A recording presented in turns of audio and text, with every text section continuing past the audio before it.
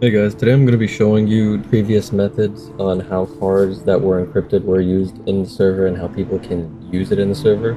I was previewed to some information and I was able to play with encrypted cards on a specific server, so I'll explain how that happened, and then I'll explain some other methods that have been patched so you can get a better understanding of how this encryption works. Basically, this guy messaged me asking if I was me, and then I responded, and he said he had a server that he was playing with no hezi cards on, and he was playing with his friends. So I asked him how, and we hopped into a call and he explained it to me. He invited me to the server and all this good stuff, but I will explain it to you.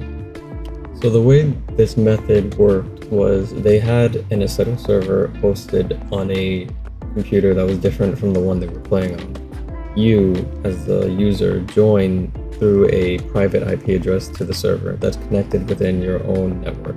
Usually your friends would join through a public IP address to your Assetto server public IP address, and that way you could all join within the same server. When joining in with an encrypted car, it runs a check to see what IP address it's connecting to, and it runs a check of the public IP address to see if it matches the one that was specified during the encryption process. Not during the encryption process, but in a file that's encrypted. So the main method of this point of attack was to do something kind of interesting. It was to get the IP check to correctly identify the right IP from the public IP. But you can't normally create a public IP address without ISP, and you can't take another person's IP address without spoofing it. And you can spoof it, but you still wouldn't be able to have players join. The way to do this is to have a private network that spoofs its public IP address as the target IP address for the encrypted car. So let's say if you knew it was a no hezi IP, if it was a no hezi car, you can copy their IP address, and then you can use that as the spoofed IP address to use no hezi cars and play on that server. You also need private IP for your friends to join under so that they could all connect via LAN into this server that you're hosting, quote unquote LAN. But to the server, its public IP address is within this network. This network can't be Hamachi or another private network. It has to be one that you create, because you're going to need to enclose this network in a larger network, which is its quote unquote internet. To recap, you and your friends join a private server, and then in that server it has a private network with the spoofed public IP address as the encrypted cards that you're trying to join a server with. Convoluted, crazy, worked before, doesn't work anymore because it's been patched. To explain car encryption for Assetto, there's 4 different ways to encrypt a car model. There's one with car model with data, and then those 2 with and without the showroom. And the car model without showroom also just encrypts the car model. For car model with data and then the car model with data without showroom, these are locked by their IP addresses, because the locking mechanism to stop the cars from going onto the server is within the data.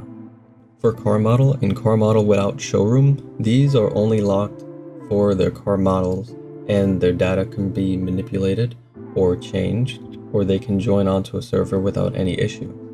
If you wanted to, you could probably make a script for checking if there is a data.acd file, and if it is, to unpack it, then take the data and copy it to a safer location, and then copy the data folder to a safer location so you can make changes, and if there are changes that's bad, you could revert to the old copy and not lose the car.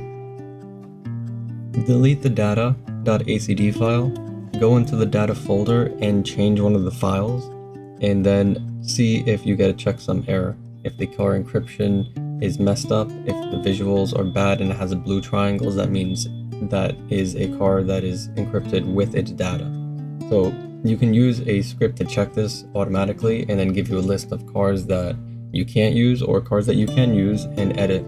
Also, don't forget to restore the files to their original state after you've done any manipulation to them to make sure that the checksum error doesn't happen and that your car is still able to drive when you join a regular server. Just quickly, I remembered that there was somebody who pulled me away and I never verified and I'm pretty sure it's patched, but if it was that you copied the file in extensions and pasted in the data folder, and then you can change the files and it would revert to the extras file. I don't recall, I just wanted to throw it in there. So those have been the ways. I want to say that I'm not going to disclose like the software they had to download or the things they had to do. Also, it was technically advanced. I didn't really understand some of it. I had somebody explain it to me in a more basic level, but I don't believe it's working anymore. It's been patched, so there's not really a pursuit for that.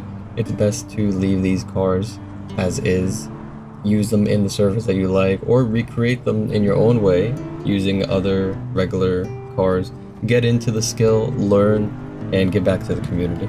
If you want to support me, I'll have a Patreon below. If you want to communicate with me about this topic, DM me on Discord, and if you want to join my server, it'll be in the description.